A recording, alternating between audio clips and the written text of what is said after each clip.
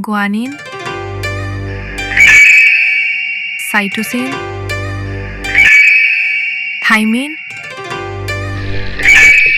Uracil.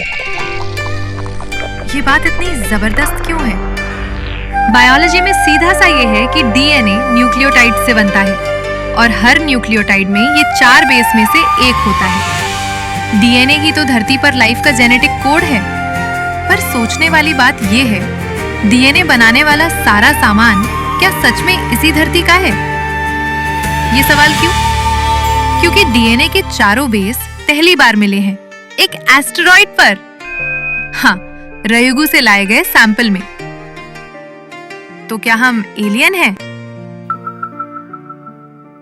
पहले हमें अलग अलग उल्कापिंडों पर शायद इनमें से 1 या 2 टुकड़े ही मिलते थे, जैसे कोई जिगसॉ पजल जमीन पर बिखरा पड़ा हो।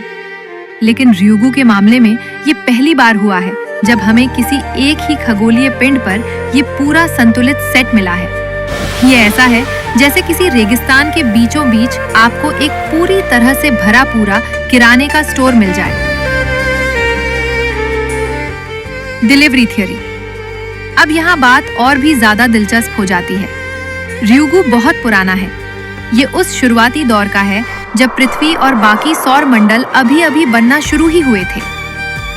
इस खोज से असल में ये पता चलता है कि बायोलॉजी की ये रेसिपी सिर्फ पृथ्वी पर हुई कोई इत्तेफाक वाली घटना नहीं है।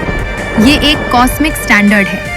ये इस विचार को और भी ज्यादा मजबूती देता है कि अरबों साल पहले एस्ट्रॉइड असल में उबर ईट्स की तरह जिंदगी के लिए जरूरी चीजें सीधे शुरुआती पृथ्वी तक पहुंचा रहे थे।